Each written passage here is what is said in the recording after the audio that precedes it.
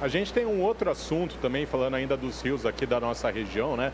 Das bacias do Piracicaba, Capivari e do Jaguari também, que é em relação à barragem, né? A construção das barragens de Pedreira e Amparo. A Lucimene Ramalho fez uma matéria e a gente acompanha agora. 2014, ano marcado pela crise hídrica no estado de São Paulo. A falta d'água assolou cidades, represas de abastecimento secas. O sistema Cantareira tendo que usar a reserva que fica embaixo da terra. Uma luta para conseguir um bem tão precioso. De lá para cá, o que melhorou nessa área? O que evoluiu? O recado foi dado em 2014, 2015. Passou a fazer uso mais racional da água, certo? Porém, nós percebemos que ao longo dos anos, essa consciência ela veio sendo relaxada um pouco.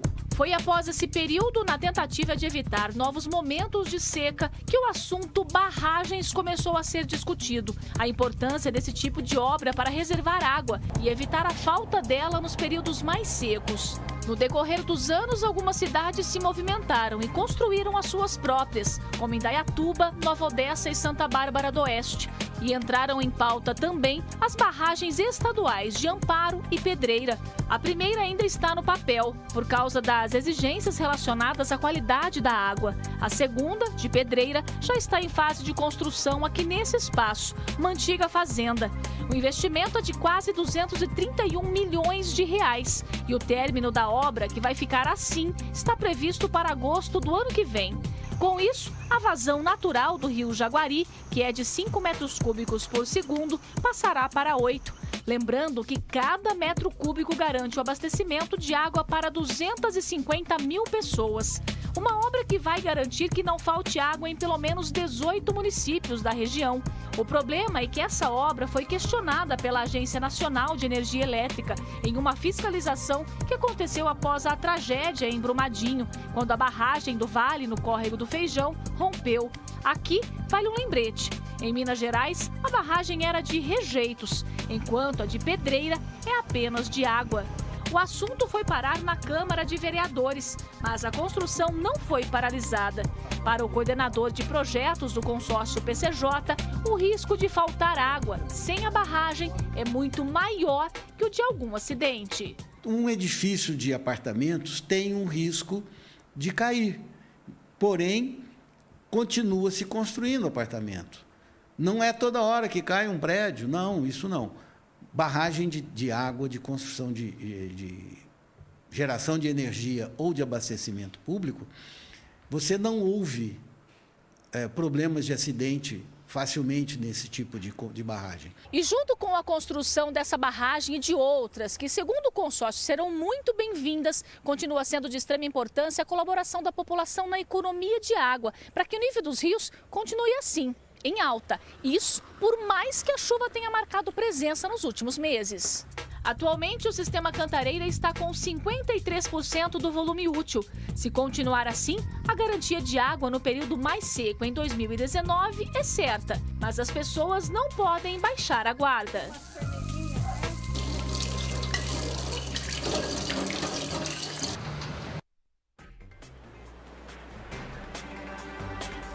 O Ronald, Zezé, enquanto a gente via essa matéria sobre as barragens, também a gente falava aqui sobre o rio Sorocaba, né? A questão da despoluição, né? Dessa descontaminação que o rio Sorocaba passou. Eu queria que o Ronald falasse um pouquinho sobre isso. Sim, o site Sorocaba e a Prefeitura Municipal promoveram ao longo dos últimos 20 anos um grande trabalho de despoluição do rio Sorocaba, né? É um rio que corta a cidade, portanto está numa mancha urbana importante, né, de Sorocaba, e um grande trabalho foi feito com a construção das estações de tratamento de água, com os interceptores, as elevatórias também, que possibilitaram que o rio ficasse despoluído como está hoje. E até no ano que vem nós possamos captar a água desse próprio rio, tratar e distribuir para os sorocabanos. Você tem ideia do custo desse processo ao longo desses 20 anos? Mais de 500 milhões de reais foram investidos ao longo de 20 anos pelo site Sorocaba, pela Prefeitura, nesse processo que chegou com êxito, né? Nós temos um rio despoluído, acho que isso é muito importante para a qualidade de vida do povo. Você falava também sobre o trabalho aí que vocês vêm fazendo no sentido de devolver o curso original do rio, tirando os bancos de areia, quer dizer que na verdade são esses detritos levados também pelas enxurradas. Obviamente um rio ele fica numa parte mais baixa para onde convergem aí as águas pluviais. Sim. Como é que está sendo feito esse trabalho? O que vocês já conseguiram? Tem uma participação direta do prefeito José Crespo nesse processo, que é de remoção dos bancos de areia do rio. Nada mais trata do que um desassoreamento do rio em suas margens, né? A gente está devolvendo o traçado original do rio Sorocaba para que a água flua com mais vazão, com melhor continuidade. Isso é importante porque evita enchentes, alagamentos, né? Então, vocês já verificaram isso nas últimas chuvas dos Sim. últimos anos? Houve uma redução? Como é que era antes? Conta pra gente um pouco disso. Antes da gente iniciar esse grande trabalho, a gente percebeu que alguns trechos do rio Sorocaba existiam realmente um transbordamento do manancial. Nós iniciamos o trabalho o ano passado e percebemos que as últimas chuvas, aquelas regiões mais críticas do rio, não houve nenhum tipo de enchente e transbordamento, o que remonta ao sucesso dessa operação. Tá. E vocês devem continuar com esse trabalho Sim, de desassoreamento. o trabalho é contínuo. Quem está ajudando é só a prefeitura? É o site Sorocaba que está promovendo, né? Isso faz parte Sim. até do plano de governo do prefeito José Crespo, a remoção dos bancos de areia e é um desassoreamento do rio Sorocaba, não em sua calha, mas em suas margens, né? Possibilitando que a água vá com mais continuidade, portanto evitando esse grande mal que a gente continha aqui, principalmente numa região aqui que é do Parque das Águas, né?